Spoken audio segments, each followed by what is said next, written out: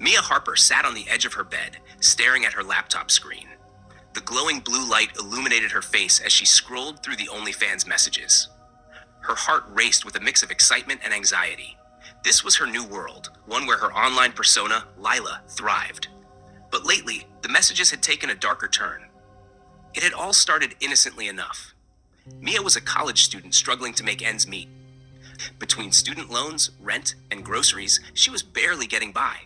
When a friend suggested OnlyFans as a way to make extra money, Mia was hesitant at first. But the allure of financial stability was too strong to resist. She had created the account, expecting a modest following. To her surprise, Lila became an overnight sensation. Her creativity and authentic personality captivated her audience, leading to a steady stream of income. With each passing day, Mia grew more confident in her online persona. Among her many subscribers, one stood out: John Doe 1987.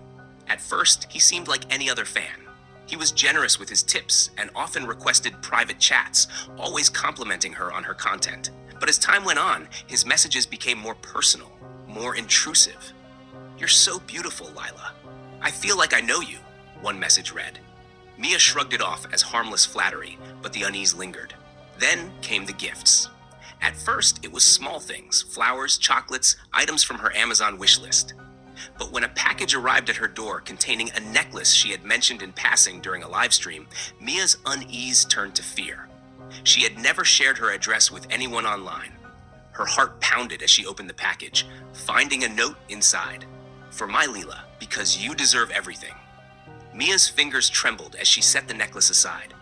How did he know where she lived? She scoured her social media accounts, searching for any slip-ups, but found nothing. Her sense of security was crumbling, replaced by an overwhelming sense of vulnerability. The gifts kept coming, each accompanied by increasingly intimate notes.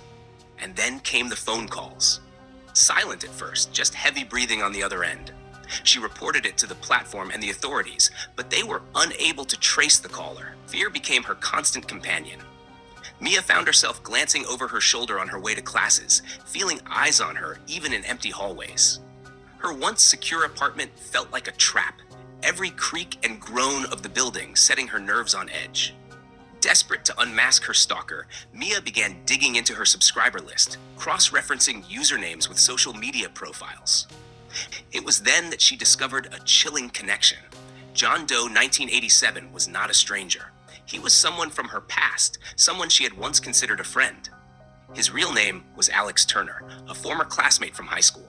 They had been friendly, but never close, and Mia had no idea he had harbored an infatuation with her for years. The realization sent a cold shiver down her spine. Determined to put an end to the nightmare, Mia devised a plan. She announced a live stream event, promising an exclusive reveal for her subscribers. It was a trap designed to draw Alex out of hiding. The thought of facing him terrified her, but she knew it was the only way to reclaim her life. The night of the event, Mia sat in front of her camera, her heart pounding in her chest. She forced a smile as she welcomed her viewers, all the while scanning the chat for Alex's username. Her nerves were frayed, but she pressed on, determined to see it through. Then it happened. A knock at the door. Her breath caught in her throat as she paused the stream, her hands shaking as she reached for the doorknob. She opened the door to find Alex standing there, a twisted smile on his face. "Mia," he said softly, as if they were old friends. Or should I say Lila? Fear gripped her, but she refused to let it show. "Why are you doing this, Alex?" His smile faded, replaced by a look of genuine confusion. "I love you, Mia. I've always loved you. I thought you felt the same." His delusion was terrifying. She had to end this, once and for all. Gathering her courage, she confronted him. "You're sick, Alex. You need help." The confrontation escalated quickly, Alex's demeanor shifting from love-struck to enraged. He lunged at her, and they struggled, their fight spilling into the apartment. In the chaos, Mia managed to grab a heavy lamp and struck him, knocking him to the ground. Breathing heavily, she backed away, her heart pounding with adrenaline and fear. Alex lay unconscious, and Mia knew she had to act fast. She called the police, finally feeling the weight of the situation lift as sirens approached. In the aftermath, Mia was left shaken but alive. The experience had scarred her, but it also awakened a new sense of resilience. She was no longer the scared girl hiding behind a screen.